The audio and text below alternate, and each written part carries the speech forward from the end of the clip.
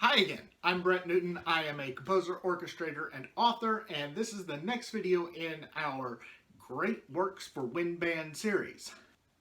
One of the things that plagues orchestral music is the complete domination of the old white dead guy.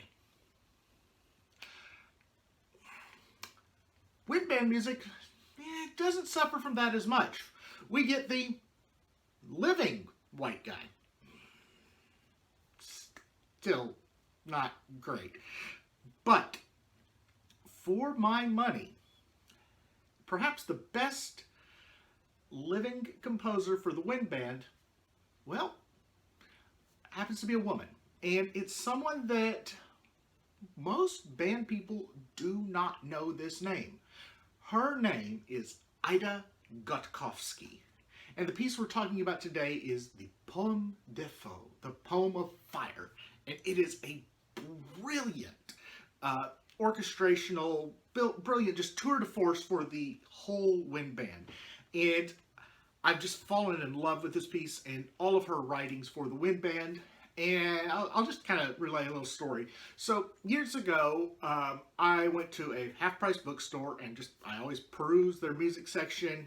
Occasionally a music score will pop up. Usually it's something cheesy. But for whatever reason, this time I visited, there was a stack of wind band scores from the Netherlands. Molenauer, I believe, is the publisher of them. And just they showed up randomly.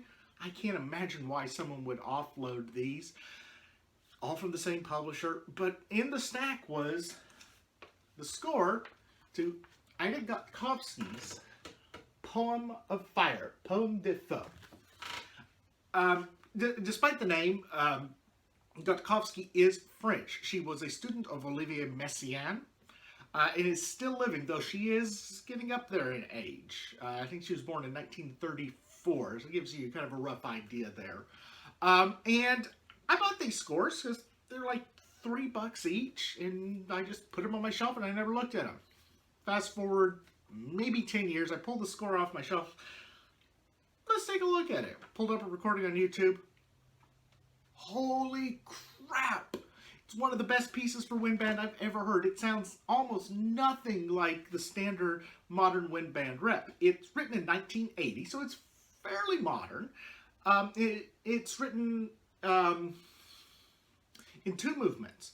So there's the first movement, which is the maestoso, and then a second movement, which is a little bit more energetic.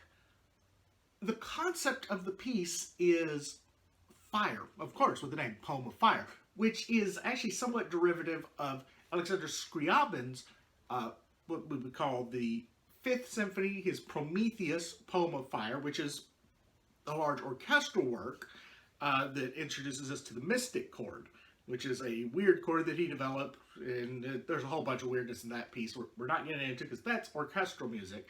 And we're focusing here on Gotkovsky's Poem of Fire. But the symbolism behind the two pieces is very similar.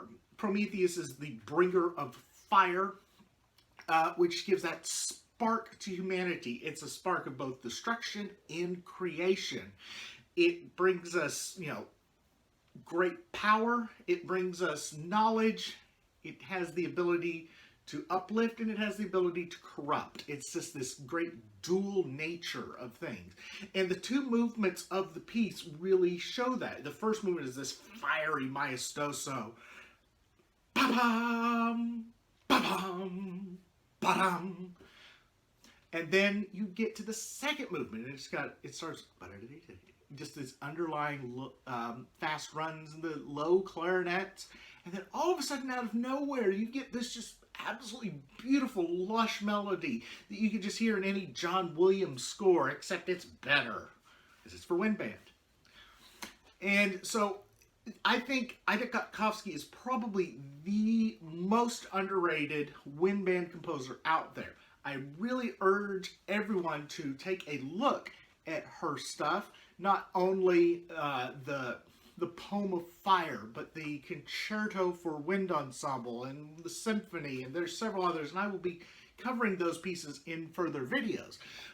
But for now, link down below to a brilliant performance by the University of North Texas Wind Symphony, or is it the Wind Ensemble? It's one of the two, of Ida Gotkovsky's Poem of Fire, Poème de Feu.